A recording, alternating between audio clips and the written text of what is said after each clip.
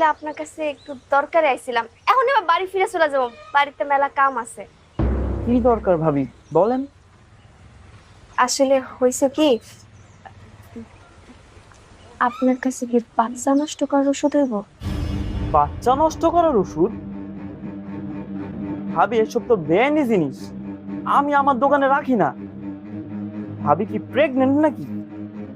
না মানে কইতাছিলাম আর কি, ভাইজান তো বিদেশ, আপনি প্রেগনেন্ট, হিসাব তো মিলতেছে না। না না ভাই, এসব কি করতেছেন? আমি প্রেগনেন্ট না। আ- আসলে কি, একটা কথা কই, আপনি আবার কাউকে কইেন না। আমার ওই বান্ধবী আছে না নদী, সে তো প্রেগনেন্ট। আর ওই না এখন বাচ্চাটা রাখতে চাইতেছে না। আস্তাগফিরুল্লাহ, নাউজুবিল্লাহ। এটা তো ভাবি কোনো ভালো কথা না।